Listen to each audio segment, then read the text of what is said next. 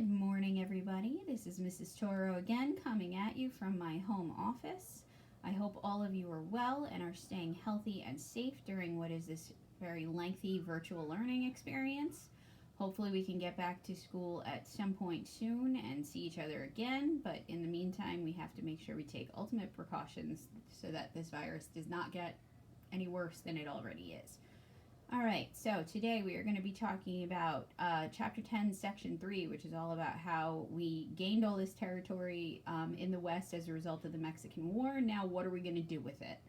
So, the United States is going to start to explore this land, and this map here represents sort of how we did it. This is a map of the Oregon Trail, which we are going to go over in just a few minutes. So, I want you guys to take notes like you've been taking notes. We will go over Section 4 tomorrow, and you will have a test on Chapter 10 sometime next week, but we'll talk about that later on.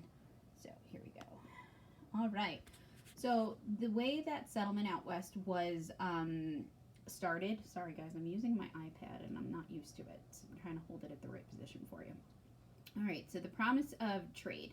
So previous to the Mexican War, the only real people that lived out in these areas of the West, the only white people that lived out in these areas of the West, were these mountain men. They were fur traders.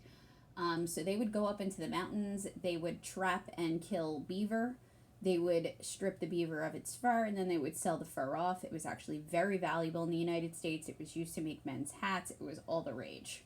So fur traders would travel west, we said that, to sell these hats that are in high demand. And then what happened was William Ashley, who was a famous fur trader out west, created this rendezvous system to try to save money, to sort of cut the cost of the fur by, having these mountain men, they were called, live in the Rocky Mountains full time, which they did. So these mountain men, and this is why they're called mountain men, because they literally lived out there full time, would only come off of the mountain once per year.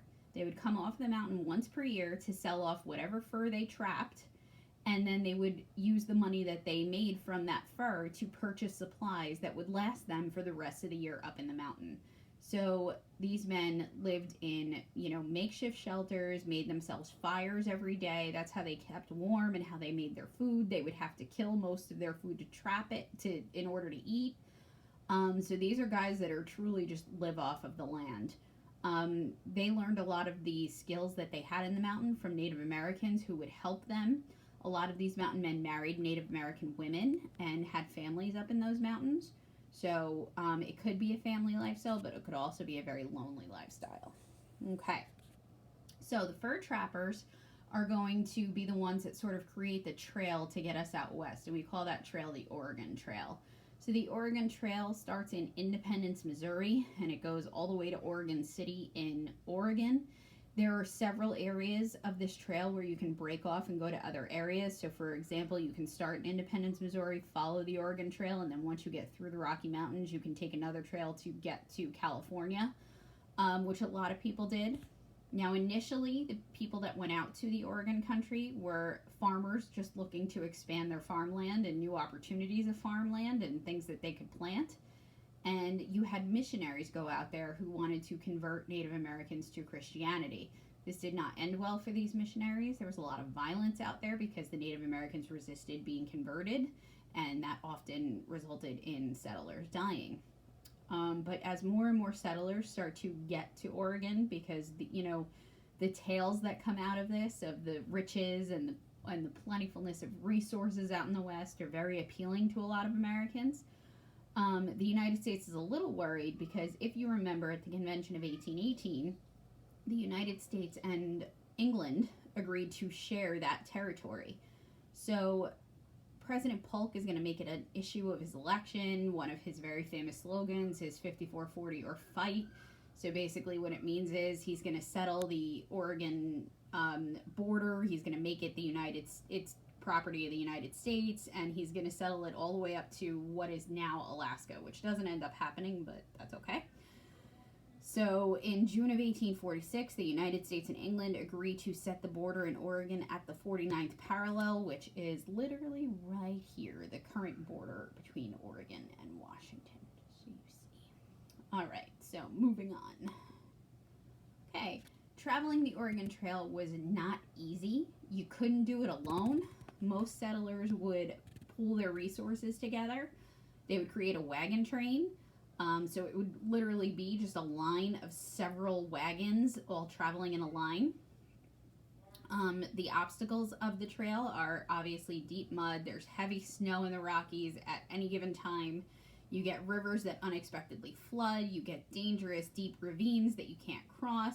Wild animals that you've never seen, bears, mountain lions, things like that. And very, very unpredictable weather. Now, the Donner Party is a victim of the difficulty of the Oregon Trail. They actually broke away from the Oregon Trail to go to California.